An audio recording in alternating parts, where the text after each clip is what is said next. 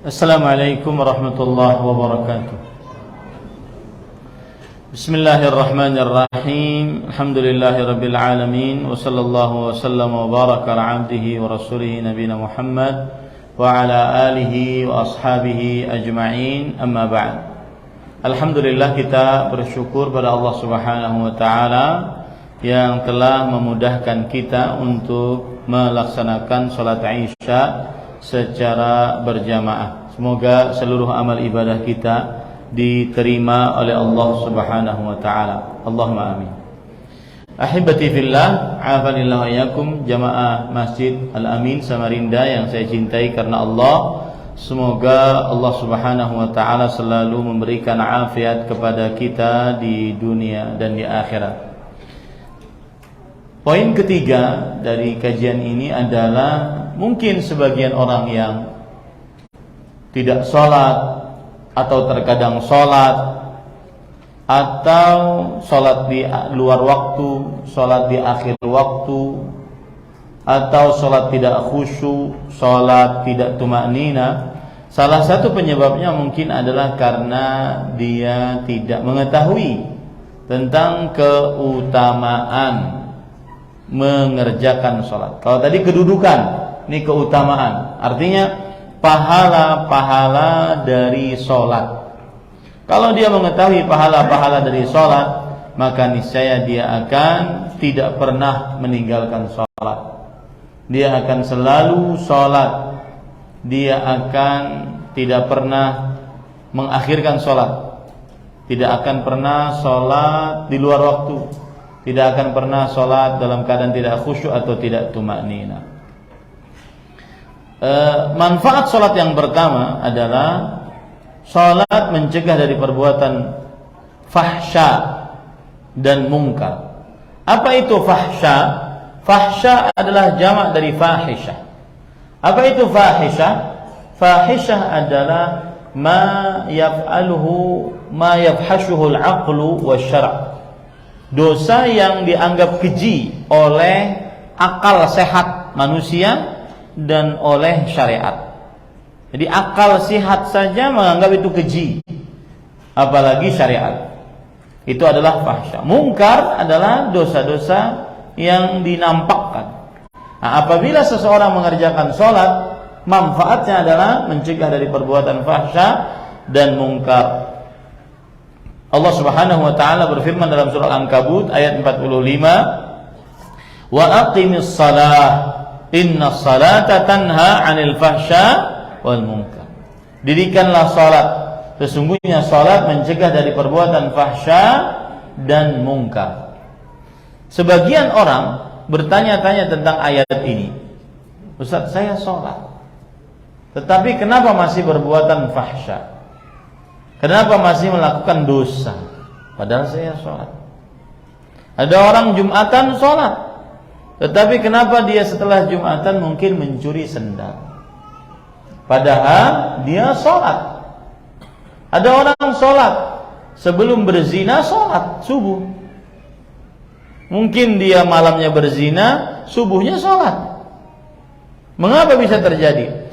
Maka pahami baik-baik, yang dimaksud ayat tadi innas salata tanha 'anil fahsya wal munkar bukan seperti yang dipahami oleh sebagian orang. Yang dimaksud ayat ini adalah selama seseorang mengerjakan salat, maka dijauhkan dia dari perbuatan fahsya dan munkar karena pengerjaannya selalu terhadap salat. Ya. Jadi tidak ada kesempatan bagi dia untuk mengerjakan fahsya dan mungkar. Kenapa? Karena selalu mengerjakan sholat. Itu maksud ayatnya. Dan itu yang menjawab syubhat kenapa sholat masih maksiat.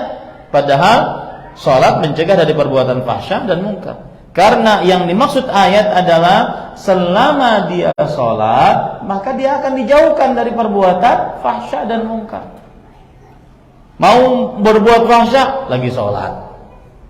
Mau berbuat mungkar, lagi sholat. Selama sholat, maka dia selalu dijauhkan dari perbuatan fahsya dan mungkar. Itu yang dimaksud dari keutamaan sholat yang pertama. Yang kedua, menghapuskan dosa. Dan semua dari kita tidak lepas dari dosa dan maksiat. Maka orang yang sholat 5 waktu, maka di antara sholat tersebut dihapuskan dosa-dosanya. Sebagaimana hadis riwayat Bukhari, riwayat Muslim dari Abu Hurairah radhiyallahu anhu, Rasul sallallahu alaihi wasallam bersabda, "Ara'aitum law anna nahran bi babi ahadikum yaghtasilu minhu kulla yawmin 5 marrat, hal yabqa min darani syai'?" Apa pendapat kalian kalau seandainya salah seorang di antara kalian di depan rumahnya ada sungai, dia mandi di depan sungai tersebut 5 kali sehari, apakah masih tersisa kotoran di tubuhnya? Tentunya sungainya sungai yang bersih. Apakah masih tersisa kotoran di tubuhnya? Maka para sahabat menjawab, la yabqa min darani syai'. Tidak tersisa dari kotoran sedikit pun di tubuhnya. Kemudian Rasul sallallahu alaihi wasallam bersabda, "Fadzalika mathalus salawatil khams yamhullahu bihinnal khataya." Itulah perumpamaan salat 5 waktu yang dengannya Allah menghapuskan dosa-dosa. Mengerjakan salat zuhur menghapuskan dosa antara subuh dan zuhur. Mengerjakan salat asar menghapuskan dosa antara zuhur dan asar. Mengerjakan salat maghrib menghapuskan dosa antara maghrib, asar dan maghrib. Mengerjakan salat isya menghapuskan dosa antara maghrib dan isya. Mengerjakan salat subuh menghapuskan dosa antara isya dan subuh. Terus seperti itu. Nah, ini para ikhwan yang dirahmati oleh Allah Subhanahu wa taala. Keutamaan yang ketiga dari salat. Salat adalah cahaya bagi pelakunya di dunia dan di akhirat. Sehingga dia nyaman di dunia dan dijauhkan dari api neraka di akhirat. Tidak dikumpulkan bersama Fir'aun, Qarun, Haman, Ubay bin Khalaf. Fir'aun adalah manusia yang mengaku Tuhan. Qarun adalah manusia congkak karena tidak bersyukur atas kelebihan harta. Haman adalah menterinya Fir'aun. Ubay bin Ka'ab adalah yang tersibukkan dengan perdagangannya. Gara-gara dia sibuk perdagangannya, akhirnya tidak sholat. Coba perhatikan hadis yang diriwayatkan oleh Imam Ahmad dari Abdullah bin Amr bin As radhiyallahu anhuma. Nabi Muhammad sallallahu alaihi wasallam suatu hari menyebutkan tentang perihal sholat. Kemudian beliau bersabda, "Man hafadha 'alaiha." Siapa yang selalu menjaga sholat, kanat lahu nuran wa burhanan wa najatan yaumil qiyamah. Maka ia akan mendapatkan cahaya, petunjuk dan keselamatan pada hari kiamat. Apa fungsinya cahaya? Untuk berjalan di atas sirat yang semua dari kita akan mendatanginya. Wa in minkum illa wariduha kana 'ala rabbika hatman maqdiyya. Tidak ada di antara kalian kecuali akan mendatangi sirat. Apa sirat itu? Jembatan yang dibentangkan di atas neraka jahanam, yang apabila jatuh ke dalam neraka jahanam. Jembatan yang lebih tajam daripada pedang, ahaddu minas saif, dalam hadis riwayat Imam Ibnu Hibban. Jembatan yang lebih tipis daripada rambut, adaqqu minas sya'r, lebih tipis daripada rambut, hadis riwayat Imam Ibnu Hibban. Jembatan yang licin dan basah, sudah basah licin, hadis riwayat Muslim, dahdun mazillah. As-sirat dahdun mazillah. Sirat adalah basah dan licin, menggelincirkan. Jembatan yang di samping-sampingnya ada besi-besi bengkok, pengait seperti duri-duri. Umirat bi akhli man umira bi, hadis riwayat Muslim. Ya, jembatan wa fi hafataihi kalalib. Di samping-sampingnya ada besi-besi bengkok pengait. Umirat bi akhli man umira bih. Diperintahkan untuk dikait orang-orang yang diperintahkan untuk dikait. Jembatan yang gelap. Jembatan yang gelap. Rasul sallallahu alaihi wasallam ditanya, "Aina an-nas? Aina yakunu an-nasu hina tubaddalu al-ardu ghairu al-ardi was-samawat?" Di manakah manusia saat bumi diganti dengan bumi yang lain, langit diganti dengan yang lain. Rasul SAW menjawab, hum fil zulmatin dunal jisr. Mereka di atas jembatan dalam kegelapan. Kemudian diperintahkan untuk berjalan sesuai dengan cahaya masing-masing, sesuai dengan amalnya. Rasulullah SAW bersabda, "Umdu ala qadri nurikum." Jalanlah kalian sesuai dengan cahaya kalian. Dan orang yang menjaga salat, di antaranya salat subuh, akan mendapatkan cahaya. Rasulullah SAW bersabda, "Basyiril masya'in fi dhulami ila al-masajid bin nuri tami yaumil qiyamah." Berikan kabar gembira kepada orang-orang yang berjalan di dalam kegelapan menuju masjid-masjid, mendapatkan cahaya yang sempurna pada hari kiamat. Maka sebesar penjagaan seseorang terhadap sholat 5 waktu, sebesar itu pula cahaya dia kelak di hari kiamat di atas sirat. Yang sifat sirat tadi seperti itu. Saking sifat sirat seperti itu, ada orang yang diberikan cahaya ala qadri ibhami, sebesar jempol kakinya. Itu pun yudhi'u marratan wa yadfa'u marratan. Kadang hidup, kadang mati. Fa idza adha'a qaddama qadamah. Kalau seandainya sedang hidup, maka dia melangkahkan 1 langkah kakinya. Fa idza atfa'a qam. Kalau seandainya mati, dia diam. Sedangkan ada besi-besi bengkok-bengok. Makanya disebutkan dalam hadis, fa makhdushun najin wa maqdusun finnar. Ada yang selamat, tetapi setelah tercabik-cabik selamat, alhamdulillah. Ada yang tidak selamat karena dikait, masukkan ke dalam neraka jahanam. Sesuai dengan cahaya masing-masing. Fa minhum man yu'ta nuruhu mithl nakhlah. Di dalam hadis disebutkan di antara mereka yang diberikan cahaya seperti pohon kurma. Wa minhum man yu'ta nuruhu akbar min dzalik. Di antara mereka yang diberikan cahaya seperti lebih besar dari pohon kurma. Wa minhum man yu'ta nuruhu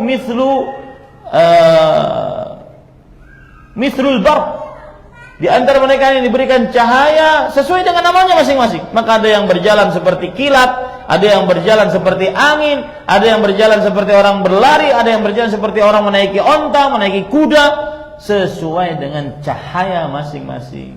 Salat pendatang cahaya yang paling terbesar untuk seseorang berjalan di atas hari kiamat, di atas syaratnya Allah Subhanahu wa taala. Saya pernah kajian waktu itu di Jakarta, ada komunitas yang mengumpulkan orang-orang buta. Kemudian saya katakan, wahai kawan-kawan sekalian yang buta, maka jagalah salat, karena sebagian ada yang sibuk dengan mijat, ada yang sibuk dengan ngamen, ya, ada yang sibuk dengan pekerjaan-pekerjaan lain. Maka jagalah salat, karena salat itu akan mendatangkan cahaya kelak di hari kiamat di atas sirat. Ada yang jawab di antara mereka, nggak ada cahaya udah biasa, Ustaz. Nggak ada cahaya udah biasa. Nah ini para ikhwan. Wa man lam yuhafiz 'alaiha, siapa yang menjaganya selalu dia akan mendapatkan cahaya, petunjuk dan keselamatan pada hari kiamat. Sebesar penjagaan terhadap salat, sebesar itu pula dia mendapatkan cahaya, sebesar itu pula mendapatkan petunjuk, sebesar itu pula mendapatkan keselamatan pada hari kiamat. Wa man lam yuhafiz 'alaiha lam yakun lahu nur wala burhan wala najah. Siapa yang tidak menjaga salat maka tidak mempunyai cahaya, petunjuk atau keselamatan. Wa kana yaumal qiyamah ma'a Qarun wa Fir'aun wa Haman wa Ubay bin Khalaf. Nanti di hari kiamat dia akan bersama Qarun, Fir'aun, Haman dan Ubay bin Khalaf. Sebabnya kenapa disebutkan 4 nama ini dijelaskan oleh Imam Ibnu Qayyim rahimahullah. Ini perhatikan, mungkin kita bisa introspeksi diri kita masing-masing. Ya. Sebabnya disebutkan di dalam kitab As-Shalah wa Hukmu Tarikiha oleh Imam Ibnu Qayyim rahimahullah.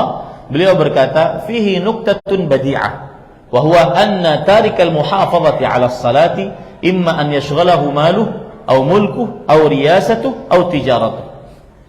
Dan di sini terdapat sebuah poin yang menarik, yaitu orang yang meninggalkan penjagaan akan sholat bisa disibukkan oleh hartanya, disibukkan oleh kerajaannya, kepemimpinannya, atau perniagaannya. Kemudian beliau mengatakan, "Faman syaghalahu anha maluhu fahuwa ma'a Qarun. Barang siapa yang tersibukkan dari salatnya karena hartanya, maka dia akan bersama Qarun. Wa man syaghalahu anha mulkuhu fahuwa ma'a Fir'aun. Dan barang siapa yang tersibukkan dari salatnya karena kerajaannya, maka dia bersama Fir'aun. Wa man syaghalahu anha riyasatuhu wa wazaratuhu fahuwa ma'a Haman. Barang siapa yang tersibukkan dari salatnya gara-gara pekerjaannya, jabatannya, maka dia bersama Haman. Wa man syaghalahu anha tijaratuhu fahuwa ma'a Ubay bin Khalaf. Dan siapa yang tersibukkan dari salatnya karena perniagaannya, perdagangannya, usahanya, maka dia adalah bersama Ubay bin Khalaf. Ini poin yang ketiga, keutamaan salat. Yang keempat, salat menghilangkan rasa resah, gundah, gelisah. Ya, salat menghilangkan rasa resah, gundah, gelisah. Apa itu? Dalilnya surat Al-Hijr ayat 97. Walaqad na'lamu annahu yadiku sadruka bima yaqulun.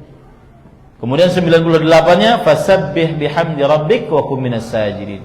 Sungguh kami telah mengetahui wahai Muhammad sallallahu alaihi wasallam bahwa hatimu sempit gara-gara ucapan mereka, orang-orang kafir Quraisy. Maka salatlah memuji Rabbmu dan jadilah termasuk engkau orang-orang yang ahli sujud. Salat menghilangkan rasa resah, gundah, gelisah. Ya, rasa was-was. Ya, salatlah. Saya pernah kejadian itu.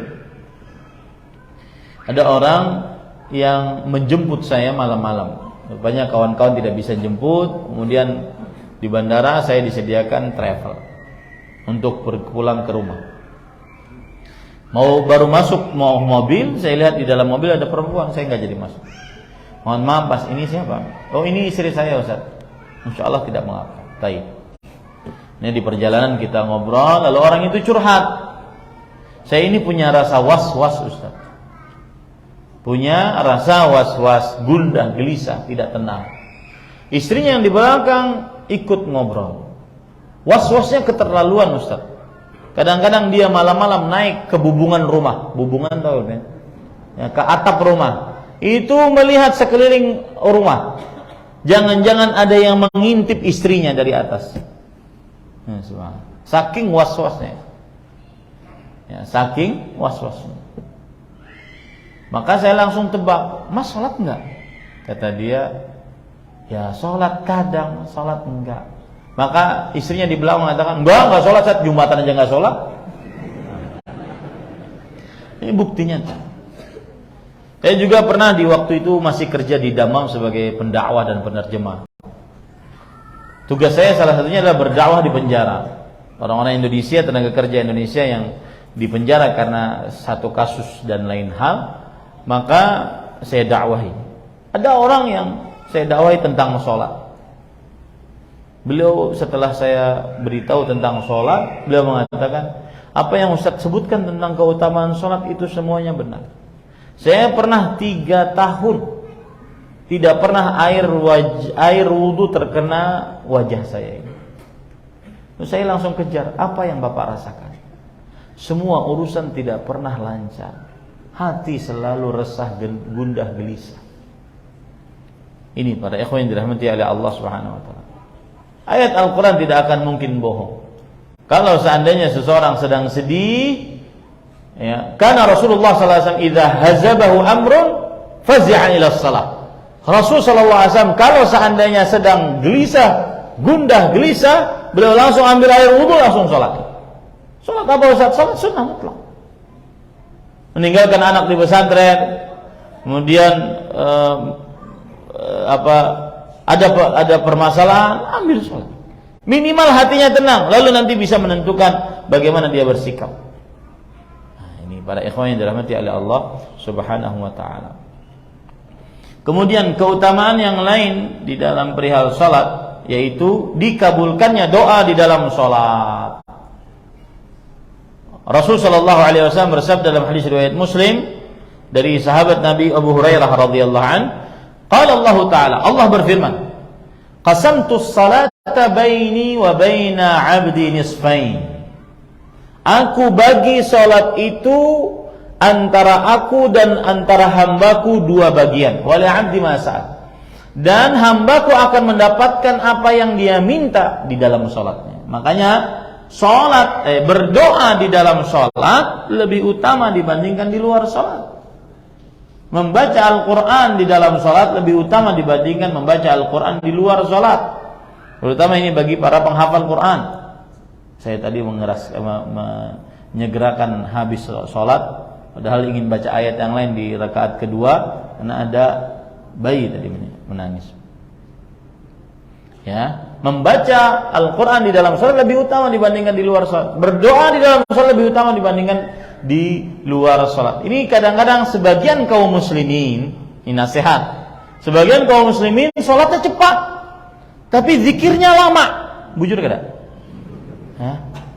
Iya. Doanya lama. Padahal doa di dalam salat lebih utama dibandingkan di luar salat.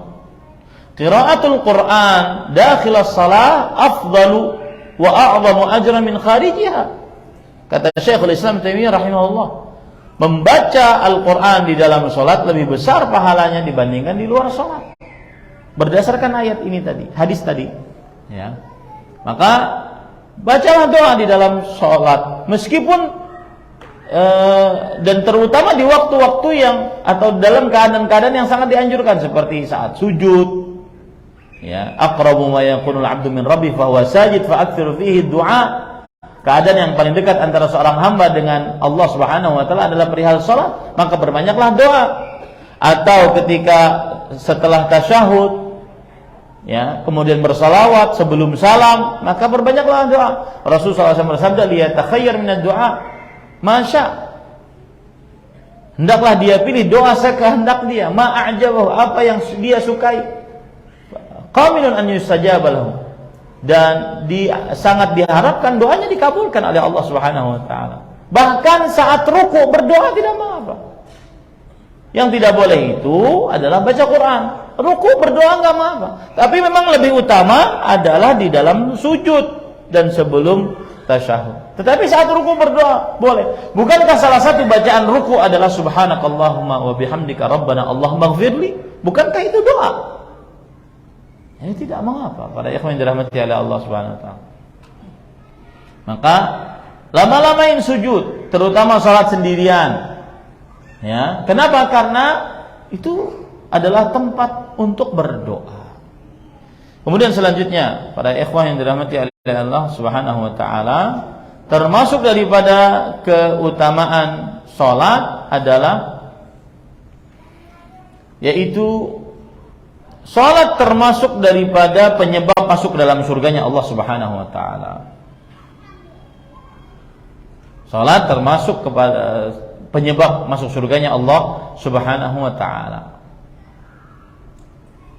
Lihat hadis yang diriwayatkan oleh Imam Abu Daud dari Ubadah bin Samit radhiyallahu anhu, Rasul sallallahu alaihi wasallam bersabda, "Khamsu salawatin katabahunna Allahu 'alal 'ibad."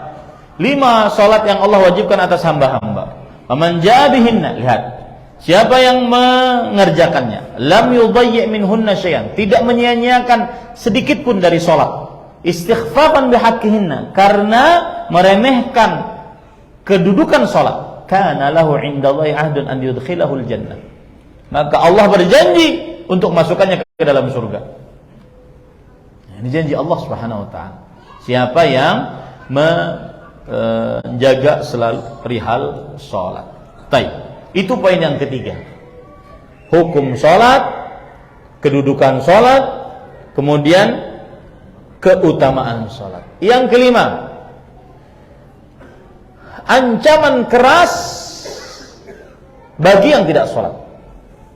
Berdasarkan hadis dan juga perkataan para ulama salaf. Ancaman keras bagi yang melalaikan salat. Ya. Di antaranya hadis Rasul sallallahu alaihi wasallam riwayat Imam Muslim dari Jabir radhiyallahu anhu, "Inna baina ar-rajuli wa baina asy-syirki wal kufri tarkus salat." Sesungguhnya jarak antara seseorang dengan kesyirikan, kekufuran adalah meninggalkan salat. Kalau seseorang meninggalkan sholat, tidak ada jarak antara kesyirikan dan kekufuran. Yang meninggalkan sholat kafir. Ya, yang meninggalkan sholat berdasarkan hadis ini adalah kafir. Kemudian juga hadis riwayat Imam Tirmidzi dari Buraidah bin Al-Husayb radhiyallahu anhu. Rasul sallallahu alaihi wasallam bersabda, "Al-'ahdu alladhi bainana wa bainahum as-shalah, faman tarakaha faqad kafar." Perjanjian antara kami orang Islam dan mereka orang kafir adalah salat. Siapa yang meninggalkannya maka sungguh dia telah kafir. Maka sungguh dia telah kafir. Dalam hadis yang lain riwayat Imam Ahmad dari Ummu Aiman radhiyallahu anha, Rasul sallallahu alaihi wasallam bersabda, "La tatrukis salata muta'ammidan." Jangan engkau tinggalkan salat dengan sengaja tanpa ada alasan syar'i. Fa innahu man taraka salata muta'ammidan faqad bari'at dhimmatullah minhu dhimmatullah wa rasulih. Siapa yang meninggalkan salat dengan sengaja, maka telah terlepas darinya jaminan Allah dan Rasulnya. Terlepas jaminan Allah dan Rasulnya. Jaminan yang dimaksud di sini apa? Jaminan dari selamat dari nerakanya Allah Subhanahu wa taala. Umar bin Khattab radhiyallahu anhu, orang kedua terbaik dalam agama Islam setelah para rasul, para nabi. Ya. Ini mengalahkan wali-wali apapun. Wali kutub, wali badal, wali santri, wali apa saja sekala. Kedudukannya dengan Umar bin Khattab. Lihat perkataan beliau.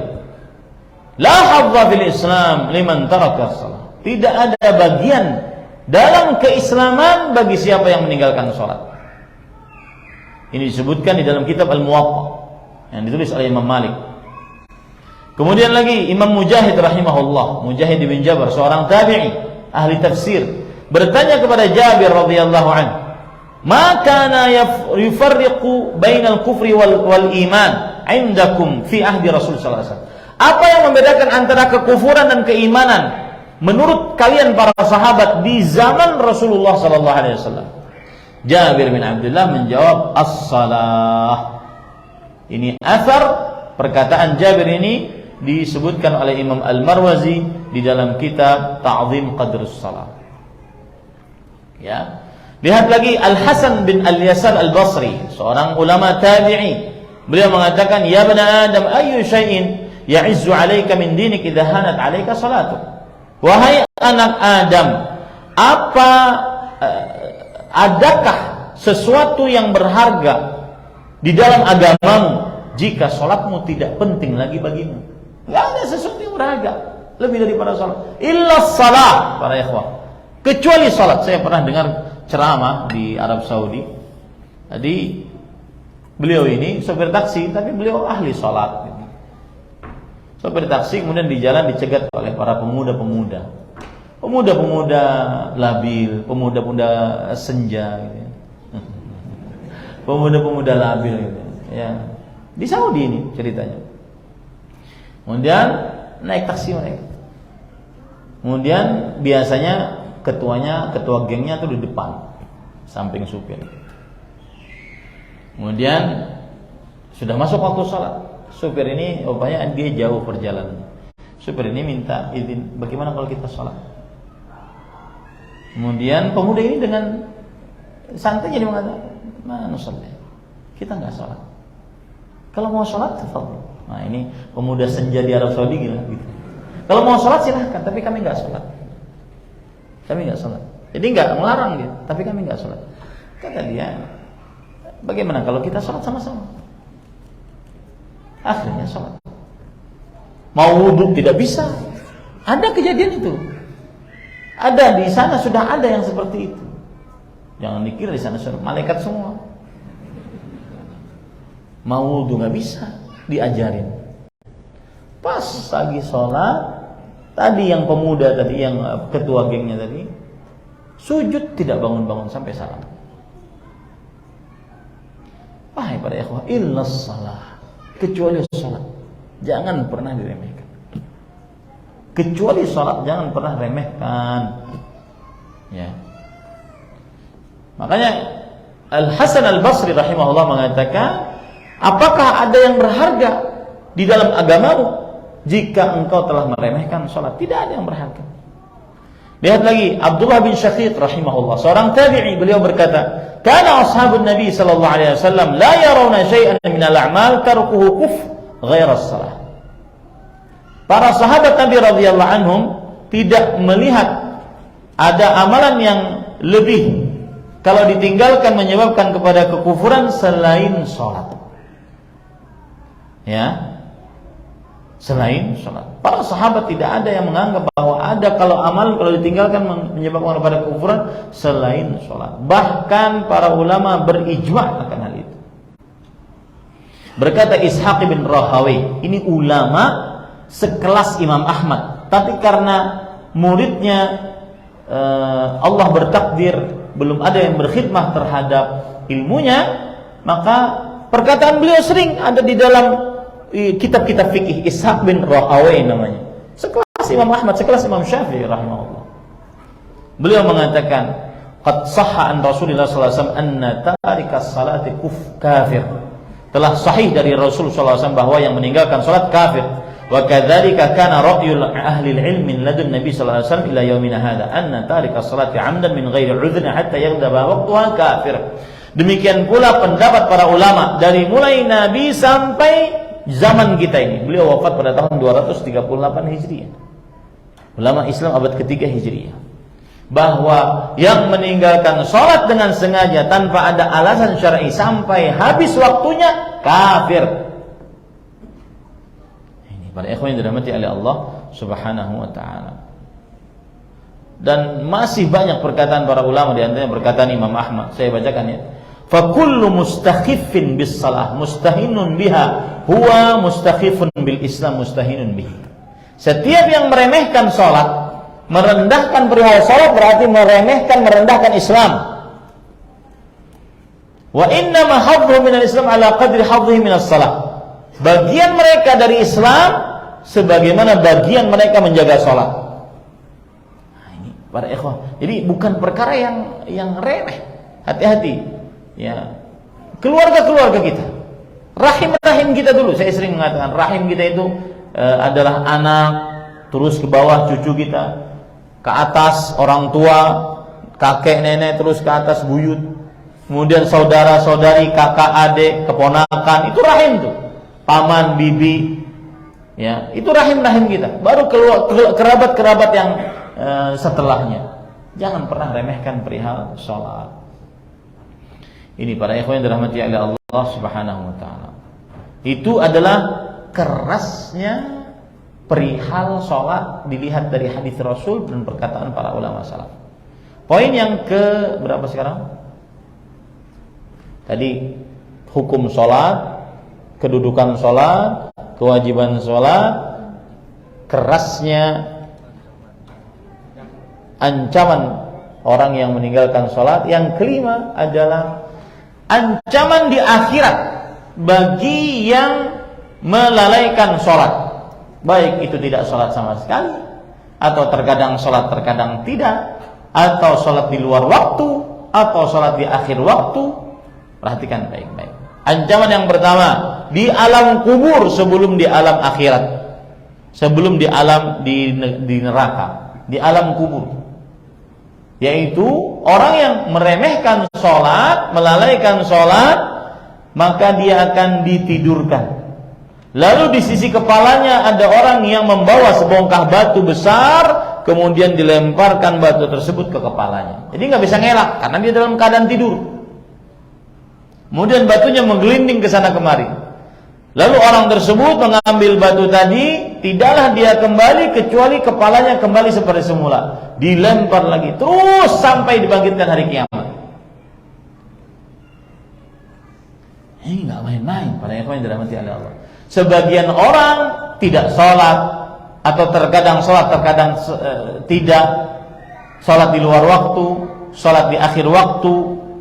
Ya, salah satu penyebabnya adalah mereka tidak tahu ancaman siksa yang berat, dimulai dari siksa kubur.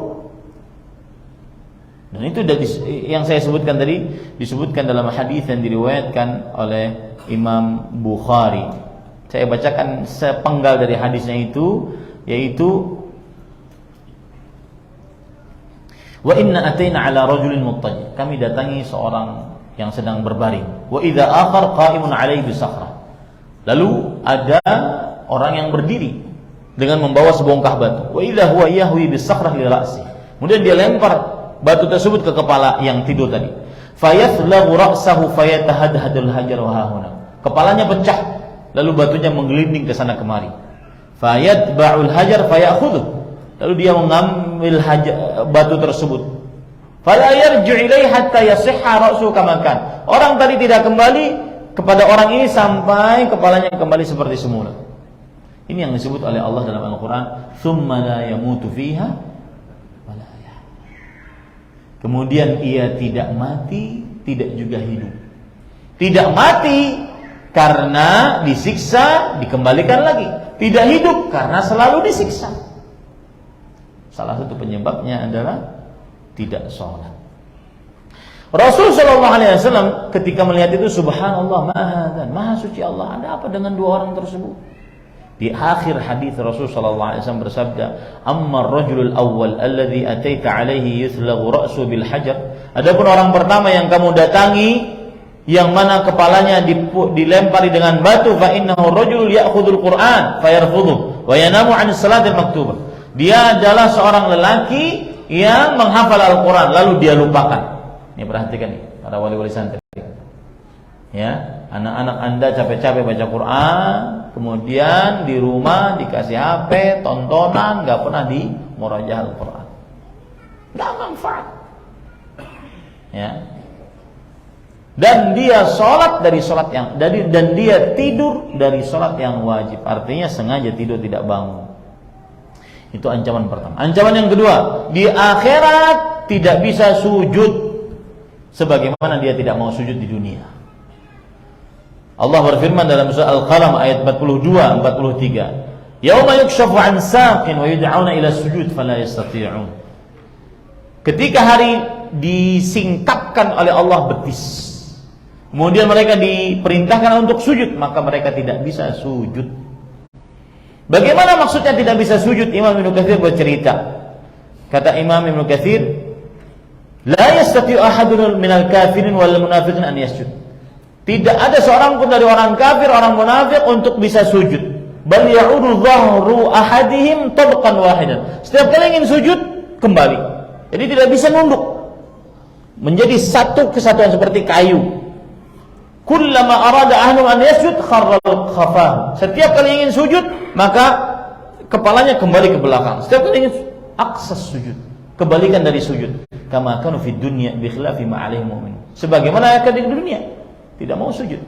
Berbeda dengan orang-orang yang beriman. Ini para ikhwan yang dirahmati oleh Allah Subhanahu wa taala. Apa yang dimaksud tidak mau sujud? Yasma'una hayya 'alal falah fala yujibun. Kata Sa'id bin Jubair, mereka mendengar azan tapi mereka tidak mau mengerjakan apa yang dikumandangkan oleh azan tersebut. Yang ketiga, orang yang tidak sholat akan masuk ke dalam neraka saqar. Saqar. Sebagaimana disebutkan oleh Allah dalam surah Al-Mudaththir ayat 39 sampai 44. Orang-orang yang di dalam surga bertanya, anil mujrimin, bertanya tentang orang-orang yang berdosa. Masalahkakum fi saqar? Mengapa kalian masuk ke dalam neraka saqar? Qalu lam naku minal musallin. Mereka mengatakan kami tidak termasuk orang-orang yang sholat. Bagaimana sih neraka saqar itu? Disebutkan oleh Allah dalam surah Al-Mudaththir ayat 27 sampai 31. Wala la tubqi wala tadhar. Wa ma adraka ma saqar? La tubqi wala tadhar. Tahukah engkau apa itu neraka saqar? Tidak membiarkan dan juga tidak meninggalkan. Apa maksudnya tidak membiarkan? Yaitu kata Imam Ibnu Katsir, ta'kulu luhumahum. Apinya memakan daging-dagingnya. Wa uruqahum, dan urat-uratnya. Wa asabahum, dan otot-ototnya. Wa juluduhum, dan membakar kulit-kulit mereka. Tsumma tubaddalu ghairu dzalik. Lalu diganti kembali. Wa hum fi dzalika la yamutun wa la yahyun. Mereka dalam keadaan demikian tidak mati, tidak hidup. Ya, ini para ikhwan yang dirahmati oleh Allah Subhanahu wa taala. Yang keempat, akan dimasukkan ke dalam siksa neraka ghai. Ghai namanya. Bukan gay lah, ghai. Allah berfirman dalam surat Maryam ayat 59, "Fa khalafa min ba'dihim khalfun adha'us shalah wattaba'us syahawat fasawfa yalqawna ghayya." Maka datanglah sesudah mereka pengganti yang buruk yang melalaikan salat dan mengikuti syahwat. Ingat, ayat ini dalil, bukti. Lihat saja kita. Saat kita lalai salat pasti sedang ngikutin syahwat. Maka mereka di akhirat akan mendapatkan ghai. Apa itu ghai? Ghai, kata Abdullah bin Mas'ud radhiyallahu anhu, wadin fi jahannam ba'idul qari khabithut ta'am. Jurang dalam neraka jahanam, dalam dan baunya busuk. Sebuah ruangan kalau seandainya dia dalam, maka akan berkurang untuk bisa bernafas dengan baik. Ditambah lagi kalau baunya busuk. Itu ghai. Abu Iyad rahimahullah, seorang ahli tafsir, mengatakan ghai adalah wadin fi jahannam min qaih wa dam. Ghai di dalam neraka jahanam adalah yang terbuat, yang isinya muntahan penghuni neraka dan darah penghuni neraka. Jadi para ikhwah, jangan bermain-main. Terakhir, kalau sudah begitu Ustaz, saya dulu sudah baligh, umur 15 tahun, ketika SMA, ada waktu ketika mahasiswa, ada waktu saya meninggalkan sholat dengan sengaja. Apa yang harus saya tebus dosanya? Jawabannya adalah bertobatlah dengan 5 syarat. Ikhlas hanya karena Allah, menyesal atas dosa tersebut, bertekad untuk tidak mengulangi, memutuskan dosa tersebut dilakukan pada waktu yang diterima taubat, saat masih hidup atau sebelum kiamat. Tidak ada penebus dosa bagi orang yang meninggalkan sholat dengan sengaja kecuali itu. Adapun sebagian orang mengatakan bahwasanya dia harus mengqadha, tidak. Pendapat yang dikuatkan tidak wajib mengqadha. Karena berarti kalau mengqadha dia mengerjakan sholat di luar waktu, karena waktu sholat sudah habis. Ya. Mengerjakan sholat di luar waktu berarti perbuatan bid'ah. Tidak juga mengerjakan sholat setelah sholat wajib. Jadi ada sebagian di daerah di Indonesia, habis sholat zuhur sholat lagi mereka, habis sholat asar sholat lagi mereka. Tujuannya apa? Mengqadha sholat yang lalu-lalu. Atau ada yang bayar fidyah. Tujuannya apa? Untuk membayar sholat yang telah ditinggalkan dengan sengaja tanpa alasan yang benar. Dan fidyahnya berupa sedekah. Sedekahnya dikasih ke ustadznya. Nah, ini tidak benar ya. Tidak ada seperti itu. Ini yang bisa saya sampaikan untukmu yang masih meninggalkan sholat. Semoga kajian ini bermanfaat bagi kaum muslimin. Dan kajian ini saya ambilkan dari tulisan saya yang bisa dilihat di ahmadzainuddinalbanjari.com. Di situ bisa di-download untukmu yang masih meninggalkan sholat. Dan saya memperbolehkan untuk dicetak tanpa harus izin, asalkan tidak diperjualbelikan. Ya. Cetak, kemudian bagikan kepada kaum muslimin, terutama keluarga-keluarga yang belum sholat. Ya, wallahu a'lam. Apakah bagi yang sholatnya masih bolong-bolong termasuk ke dalam orang-orang yang meninggalkan sholat? Apa yang dimaksud meninggalkan sholat? Apa bedanya yang menyia-nyiakan sholat? Jawabannya adalah iya. Saya lebih condong menguatkan pendapat, kalau sholatnya terkadang sholat, terkadang tidak sholat, maka dia masuk ke dalam yang meninggalkan sholat sama sekali. Saya lebih condong kepada pendapat itu, bahwa dia kafir, keluar dari agama Islam. Ya. Apa yang dimaksud meninggalkan sholat? Tidak sholat sama sekali. Atau terkadang sholat, terkadang tidak sholat. Apa yang dimaksud dengan menyia-nyiakan sholat? Termasuk di dalamnya. Menyia-nyiakan sholat, tidak sholat sama sekali, atau terkadang sholat, terkadang tidak sholat, atau sholat di luar waktu tanpa ada alasan syar'i, atau sholat di akhir waktu, atau sholat tidak khusyuk, atau sholat tidak tumakninah. Wallahu a'lam. Jika seseorang tidur siang dan terbangun di waktu mendekati sholat maghrib, waktu terlarang sholat, apakah dia bisa sholat asar di waktu itu atau setelah sholat maghrib? Jawabannya adalah man nama an sholatin aw nasiha. Siapa yang tertidur dari sholatnya atau lupa, fal yusalliha idza dzakaraha.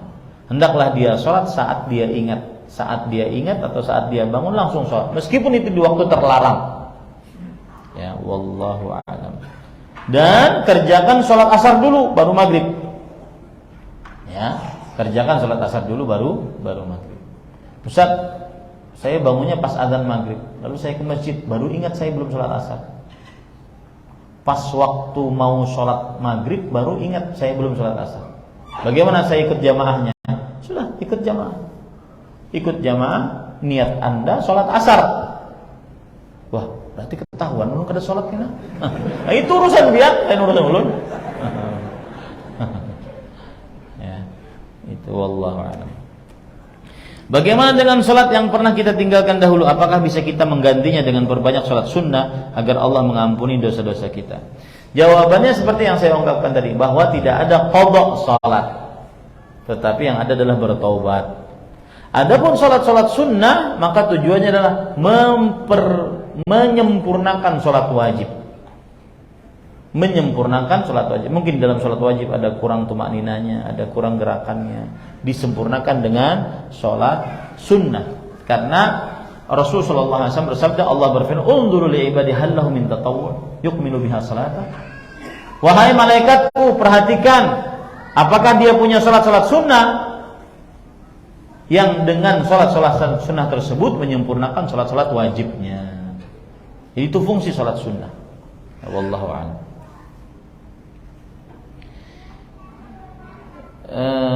Rasulullah SAW bersabda, Qadariyah adalah majusinya umat ini. Apakah Qadariyah masih digolongkan sebagai umat Islam? Jawabannya adalah tergantung tingkat Qadariyahnya dia.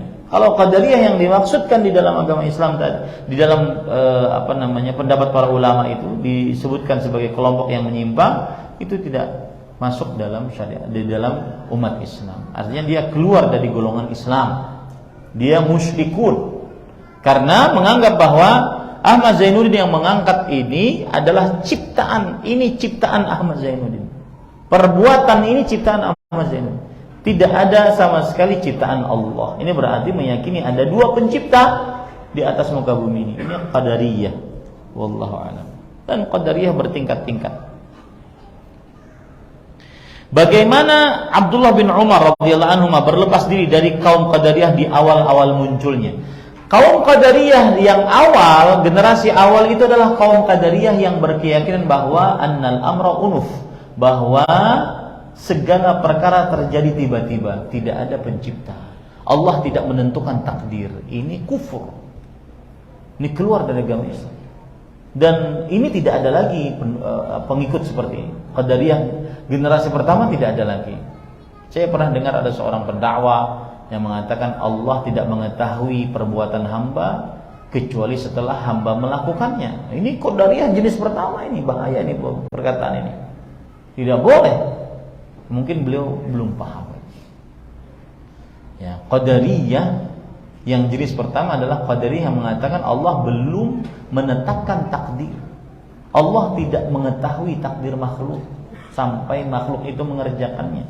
Ini kekufuran karena meniadakan sifat ilmu bagi Allah Subhanahu wa taala. Wallahu a'lam. Makanya Abdullah bin Umar berlepas diri darinya. Ya. Ketika kita masih remaja, kita banyak meninggalkan sholat. Apakah sholat yang kita tinggalkan dahulu kita wajib ganti? Jika wajib ganti, bagaimana caranya? Sudah dijawab. Wajib ganti enggak? Tidak. Tetapi wajibnya apa? Bertaubat. Saya memiliki keluarga yang telah meninggalkan dunia telah meninggal dunia. Setahu saya semasa hidupnya tidak melaksanakan sholat. Apakah boleh saya berdoa kepada Allah untuk memohonkan ampunannya?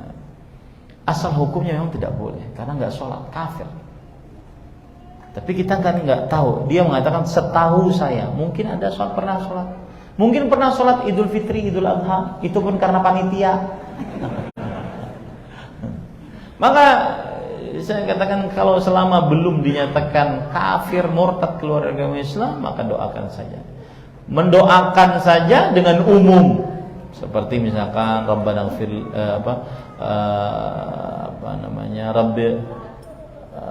Rabbi ighfir lil muslimina wal muslimat wal mu'minina wal mu'minat.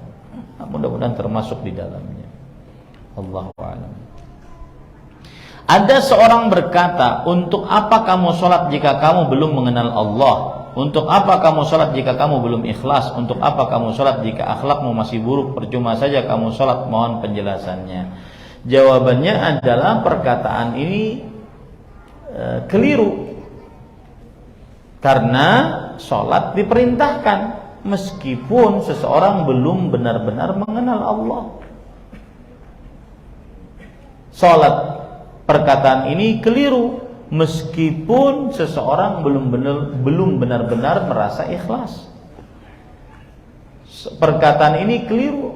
Sholatlah meskipun akhlaknya belum baik. Karena kita diperintahkan untuk sholat. Wa aqimus sholat, dirikanlah sholat.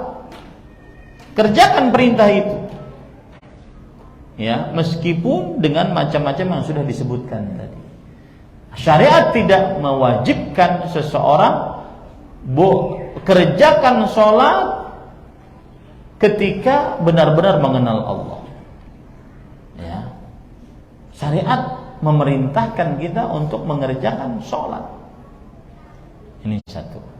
Yang kedua, para ikhwan yang dirahmati oleh Allah Subhanahu wa taala, Rasul sallallahu alaihi wasallam tidak mengatakan kamu boleh sholat kalau sudah mengenal benar-benar Allah Subhanahu wa taala.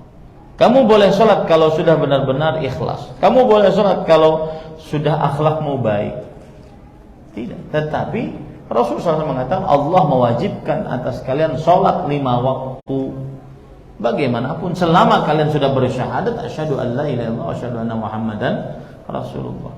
Itu satu jawabannya. Yang kedua, apa yang dimaksud dengan mengenal Allah? Masalahnya karena bebuhannya ini, kalau sudah mengaku ma'rifat hakikat malah kada sholat. Ya, padahal sudah mengenal Allah malah tidak sholat. Apa yang kamu maksud dengan mengenal Allah? Ma'rifatullah itu apa yang kamu maksud? Apakah dia sebuah jabatan, gelar tertentu yang dicapai dengan pendidikan tertentu? Apa yang dimaksud ma'rifatullah? Coba tanya aja orang-orang yang ma'rifat itu apa maksudnya ma'rifatullah? Pasti jawabnya bingung. Ya, tuh. Yang ketiga, untuk apa kamu sholat jika belum ikhlas? Maka jawabannya, berusahalah ikhlas di dalam sholat. Allah lebih mengetahui amalan yang ikhlas atau tidak. Berusahalah ikhlas di dalam sholat. Yang keempat, untuk apa sholat kalau akhlakmu buruk? Maka jawabannya adalah dengan sholat akan memperbaiki akhlak kita. Inna sholata tanha 'anil fahsya'i wal munkar. Ini pertanyaan yang mengecohkan manusia. Intinya pian koler. Itu intinya. Pasangan saya adalah orang yang cuek dan pemarah. Hal-hal kecil selalu diperbesar sehingga ia menzalimi diri saya dan itu berdampak kepada ibadah. Misalnya saya mengakhirkan waktu sholat. Apakah pasangan saya berdosa karena sebab tersebut? Jawabannya adalah kalau urusan sholat jangan salahkan pasangan. Kerjakan sholat di awal waktu. Mau pasangan pian buruk akhlaknya, mencaci, yang penting sholat dulu. Ya, sholat dulu. Wallahu a'lam. Ini mengakhirkan sholat, menyalah-nyalahkan pasangan. Baik. Bagaimana cara menghadapi orang tua yang selalu mengkritik anaknya mengenai sholat anaknya, yang membuat anak itu merasa malas melaksanakan sholat lagi? Jawabannya adalah terima saja nasihat tersebut. Anaknya menerima nasihat tersebut sehingga dia semangat, dia mengerjakan sholat. Alhamdulillah orang tua masih mengkritik tentang sholat. Artinya orang tua masih perhatian terhadap anaknya untuk hal-hal yang baik. Terima saja, bersabar terhadap orang tua. Orang tua kita itu, para ikhwah, walaupun mencaci kita, memaki kita, sabar. Ente nggak ada tanpa bapak ibumu. Sabar.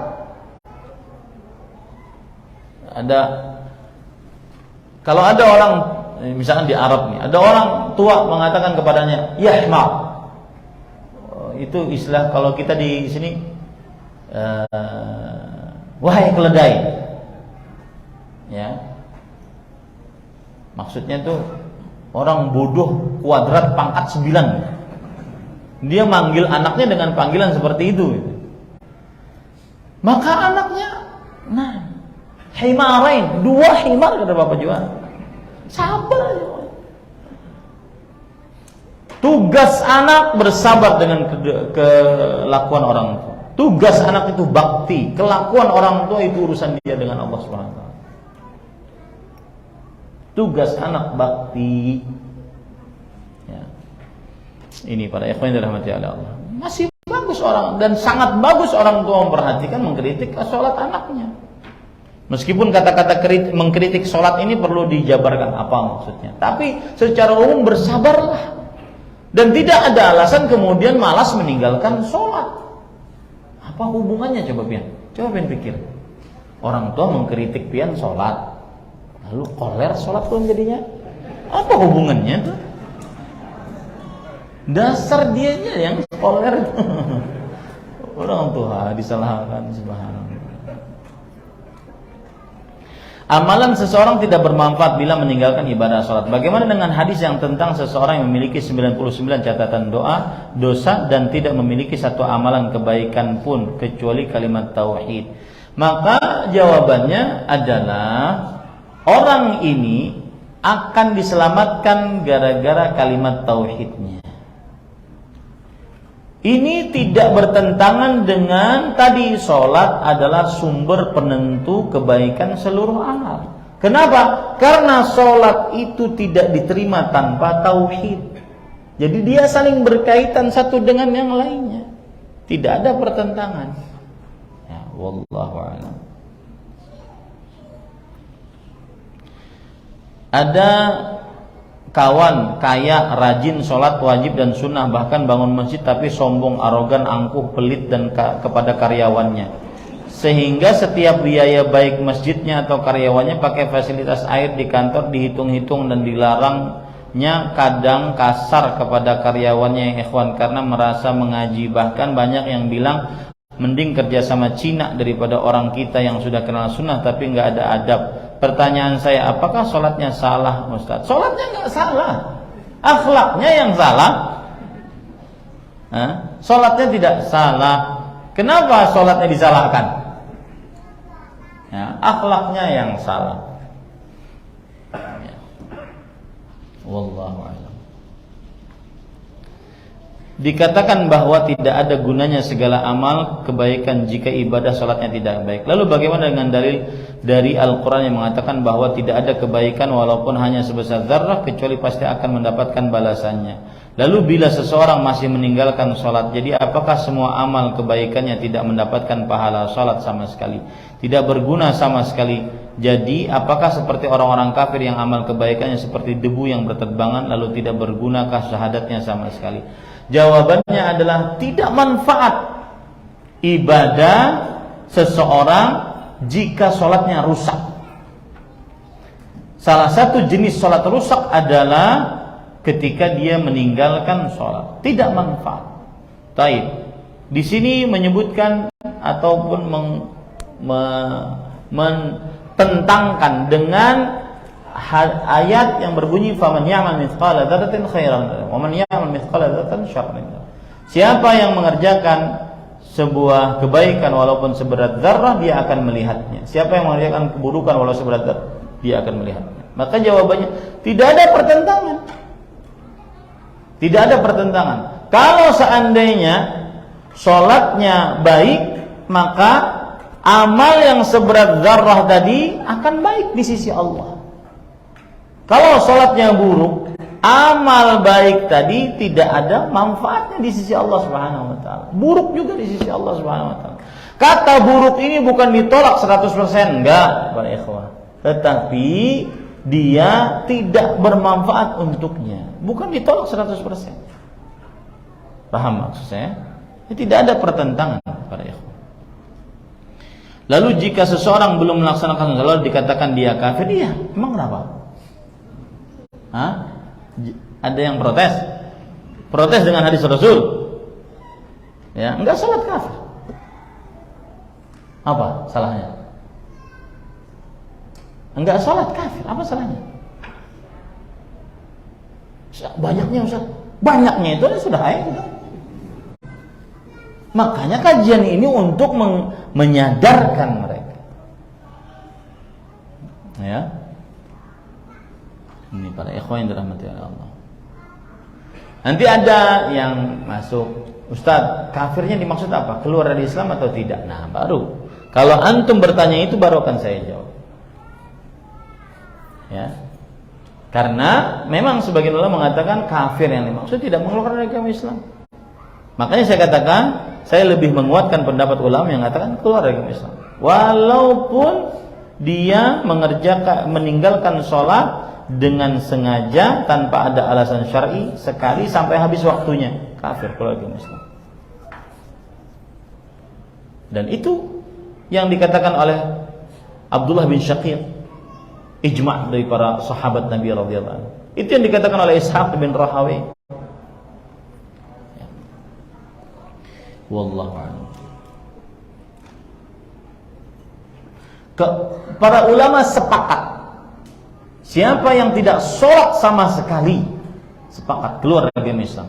Ketika mati tidak boleh diwarisi, kemudian tidak boleh mewarisi, tidak boleh dimandikan, dikafani, dikuburkan ke kuburan kaum muslimin, tidak disolati. Kalau tidak sholat sama sekali. Yang terjadi khilaf di antara ulama dalam masalah fikihnya adalah apabila dia kadang sholat, kadang tidak sholat. Ada yang mengatakan dia keluar agama Islam, ada yang mengatakan dia kufrun duna kufur, kekufuran yang tidak mengeluarkan dari agama Islam. Ya, wallahu a'lam. Keutamaan sholat adalah salah satunya menghapus dosa. Apakah termasuk dosa besar yang dihapuskan pada sholat, pada keutamaan sholat yang disebutkan? Tidak. Dosa besar diwajibkan untuk bertobat. Ya, tidak bisa dihapuskan dengan pahala-pahala seperti penghapus dosa. Wajib bertobat. Amalan-amalan yang menunjukkan pahalanya menghapus dosa itu adalah menghapus dosa-dosa kecil. Adapun dosa besar wajib bertaubat. Wallahu a'lam. Begitu banyak dalil yang menunjukkan wajibnya salat 5 waktu secara berjamaah bagi laki-laki di masjid.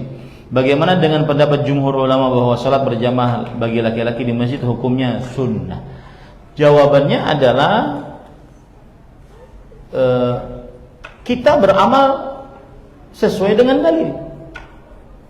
Dalil-dalil yang ada menunjukkan kepada kewajiban untuk sholat berjamaah bagi laki-laki di masjid. Adapun jumhur mempunyai dalil-dalil tersendiri. Nah, di sini terjadi khilaf di antara para ulama. Tapi kita sebagai seorang muslim beramal dengan dalil-dalil yang ada. Wallahu a'lam. Banyak ini. Di tempat saya sholat subuhnya selalu sepi. Apa yang salah di tempat kami?